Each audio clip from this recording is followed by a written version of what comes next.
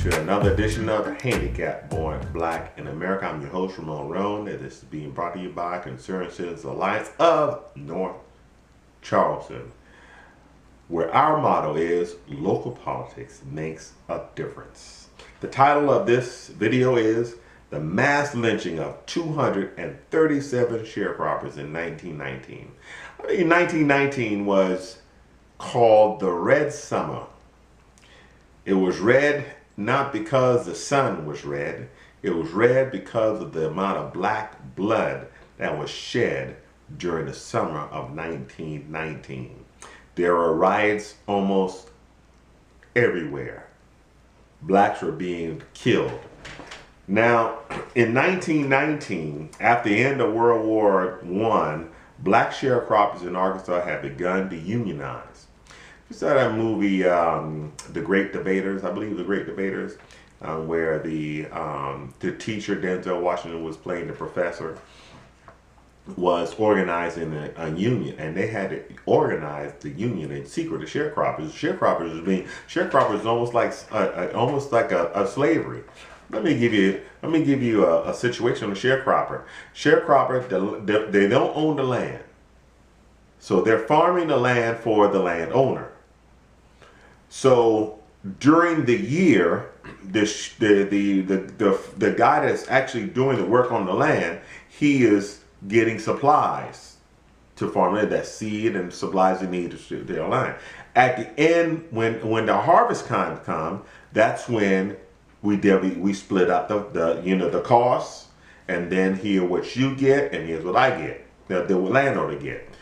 What's been happening with the sharecroppers was that they would almost end up with zero.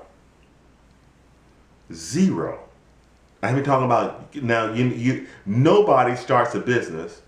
No farmer goes into farming to make no profit. All business is about profit. So farming is a business. So could you imagine you farming for a whole year, and at the end of it, you get zero. All your expenses were paid, but guess where you're buying your expenses from? The landowner.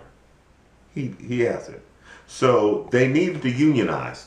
Well, unionization for black people, that means the blacks are coming together, getting their power. What happened was in Arkansas was that they lynched 237 in mass lynchings.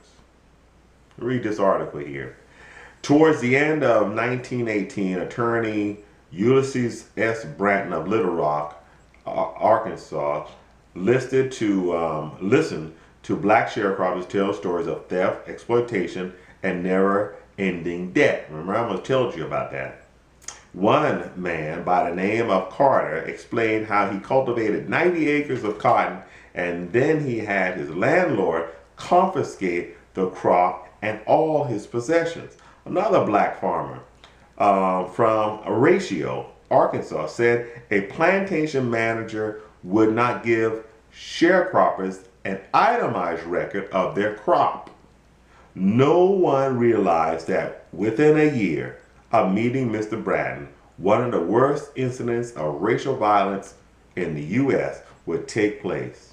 In a report released by the Equal Justice Initiative, white people in the Delta region of the South started a massacre that left 237 black people dead. Even though the one-time death toll was unusually high, it was not uncommon for whites to use racial violence to intimidate blacks. From 1880 to 1968, there are 4,743 blacks lynched. The majority of the people that were lynched were business owners. Get that? Business owners. Black business owners was a threat to white supremacy.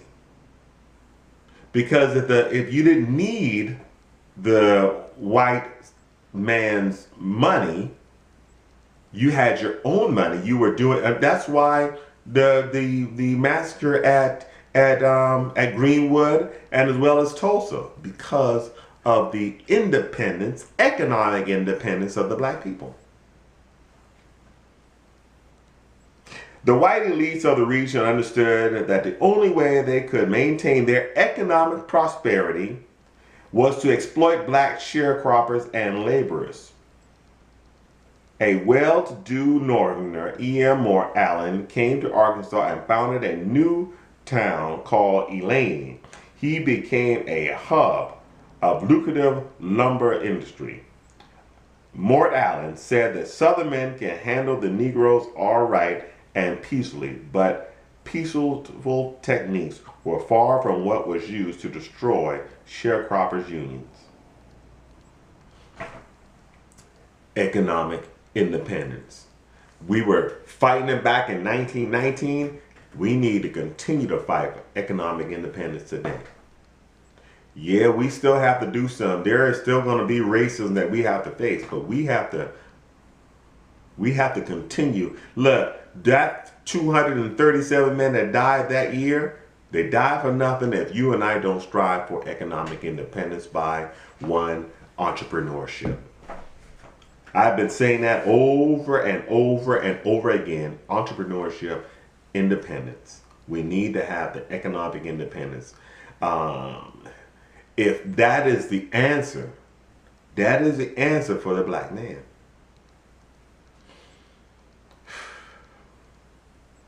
How in the world that you can lynch 237 people and no one goes to jail? And we're talking about no reparations? This has been another edition of Handicapped Born Black in America. I'm your host, Ramon Rome. Please like, share, and subscribe to this video. And please look us up online for the Concerned Citizen Alliance as we build our website and we grow in stature. My time's up, and I thank you for yours.